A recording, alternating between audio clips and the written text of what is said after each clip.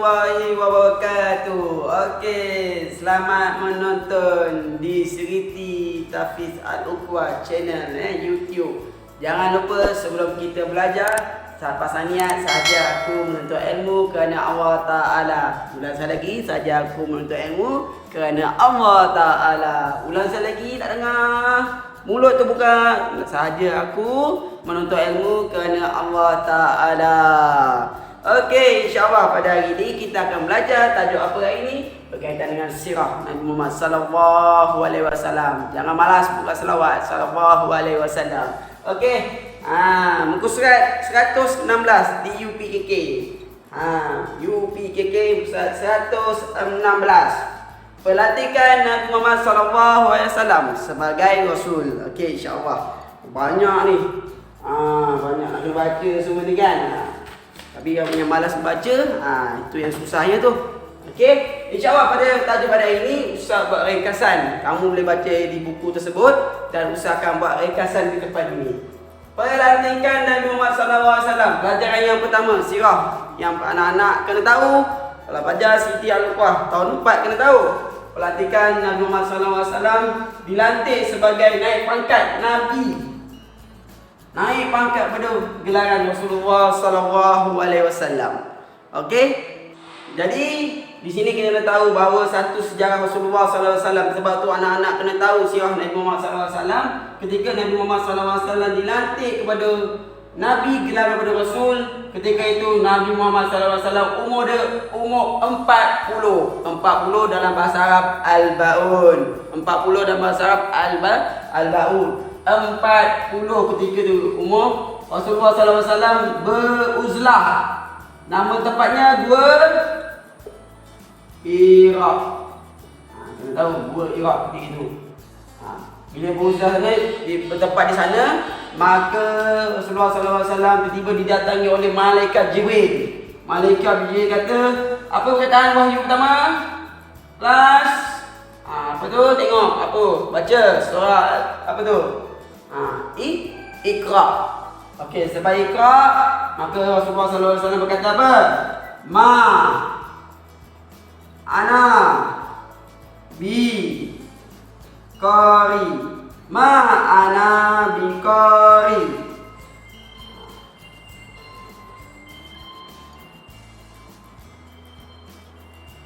Ma ana biqari. Ma ana biqari. Ma ana biqari. Maka Rasulullah SAW berkata, maka tiada aku tidak pandai membaca.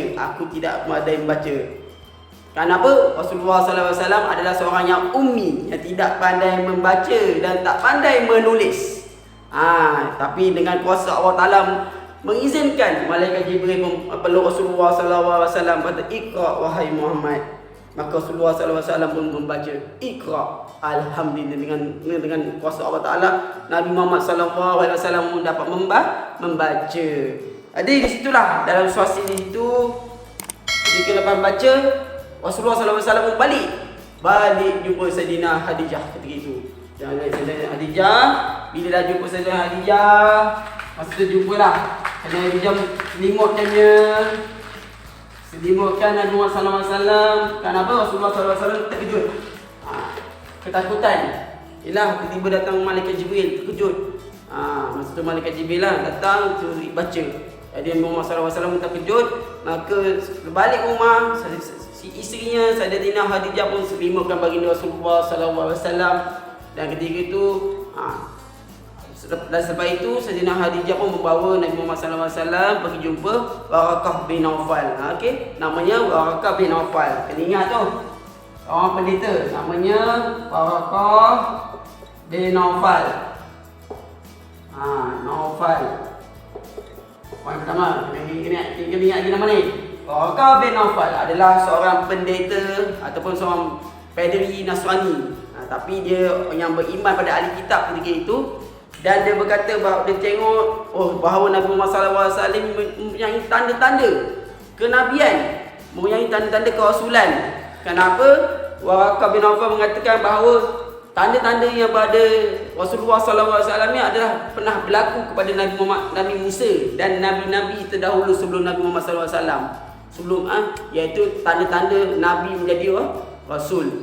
Tanda Nabi jugalah. Okey, itu satu. Ingat namanya Waraqah bin Naufal. Satu sejarah. Umur 40 tahun di Gua Hira dapat wahyu yang pertama turun. Apa wahyunya?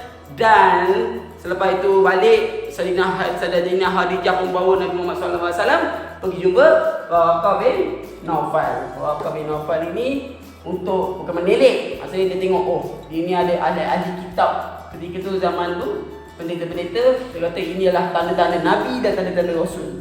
Okey?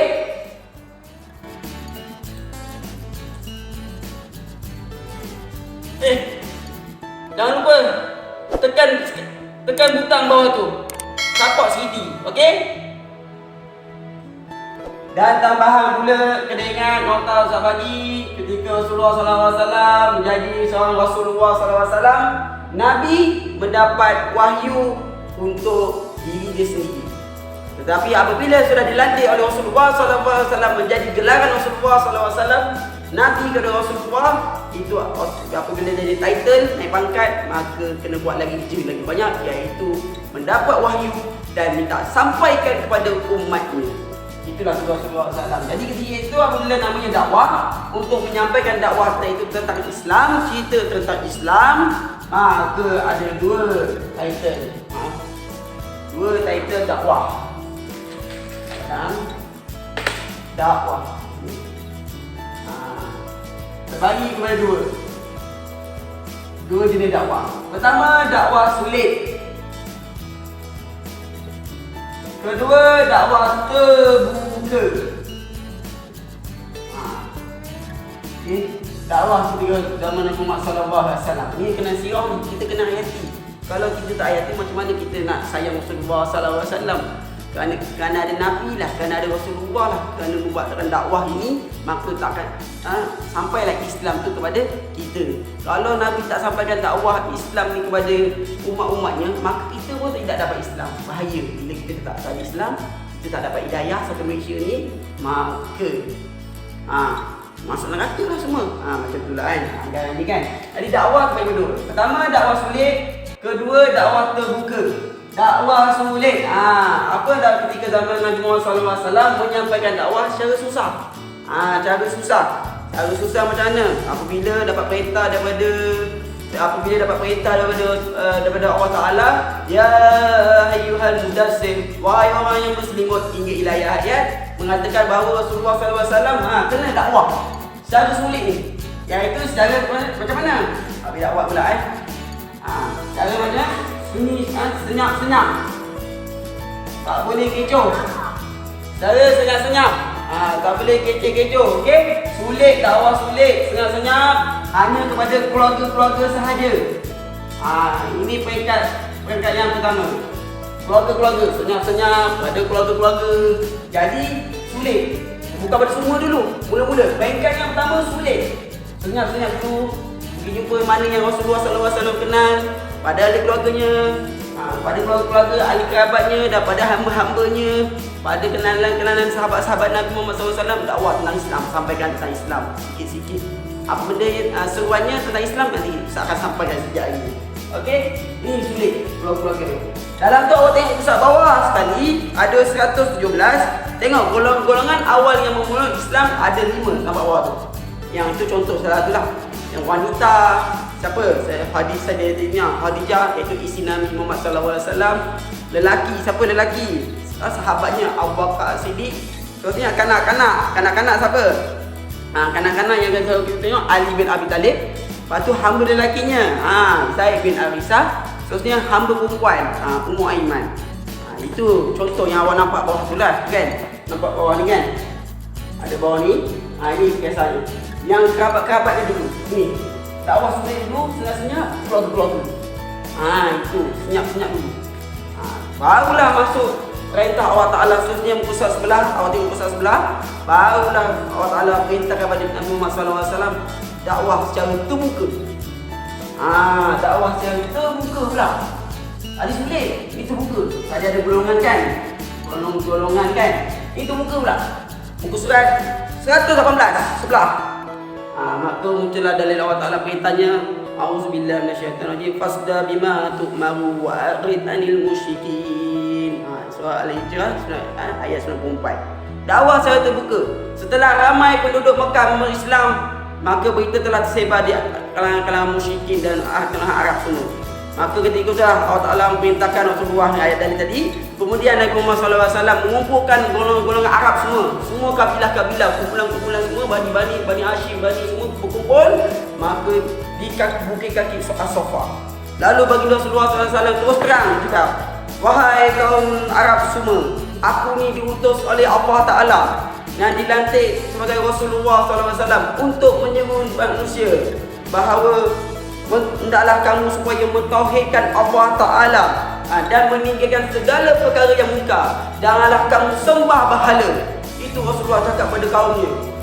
Ketika itulah dakwah ini mendapat tentangan hebat daripada golongan musyrikin Mekah, termasuk pakcik di sini, iaitu Abu Lahab. Sebab tu anak-anak pernah hafal surah Tabbat yada abi lahabin wa tab.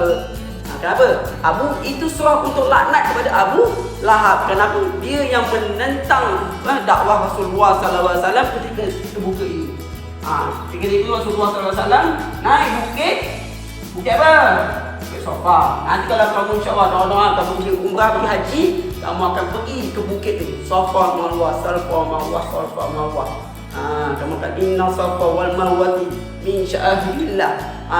Ila ayat. Kamu akan, kalau nak melaksanakan tawaf, sa'i ketika itu, kamu akan lalu bukit tersebut, Safa. Okey, Safa. Masa tu dia pergi ke dalam, dia jerit semua. Ketika itu Rasulullah SAW berdakwah. Okey, dia ada bukit lah. Kalau kat sana realiti dah bukit sikit. Sekarang dah memang ada tingkat 4 tingkat di sana. InsyaAllah doa-doa lah. Amin. Semoga kita semua dapat pergi ke Masjidil Haram. Amin. Okey, insyaAllah terbuka Safa. Dapat tentangan lagi daripada kaum musyrikin. Tentangan daripada Abu Lahab. Jangan pula cakap Abu Lahab baik. Tak, salah. Abu Lahab ni masih belum dapat hidayah oleh hidayah untuk kepada Islam. Jadi Abu Lahab ni yang kena laknat. Okay, sebab tu ada surah laknat special khusus untuk dia. Jadi seterusnya apa lagi? Tentangan kaum Arab lagi ada ni. Apa benda yang Rasulullah SAW suruhan dengan Rasulullah, nanti kita akan lagi 5.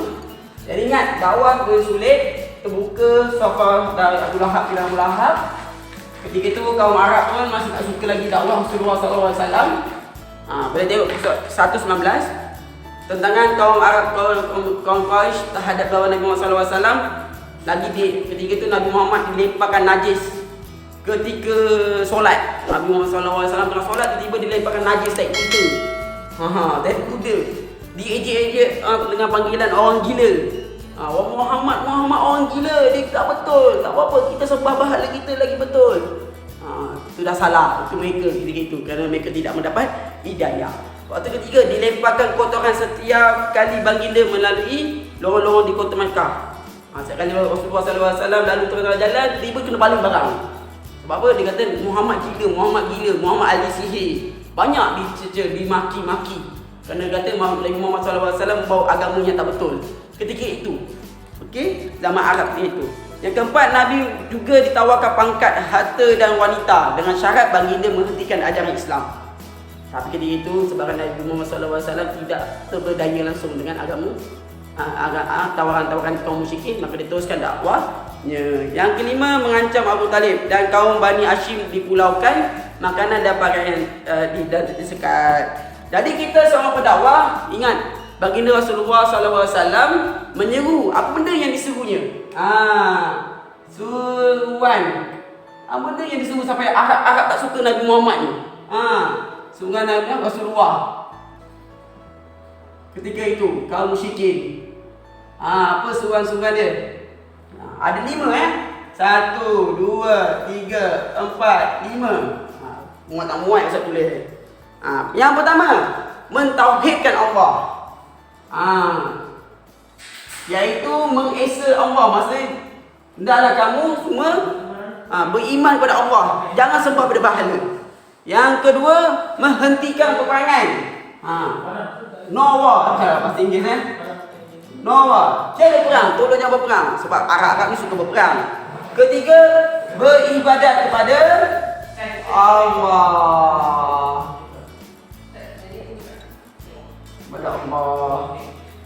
keempat, bersikap lemah lembut sama manusia. Lemah lembut maksudnya adab lah.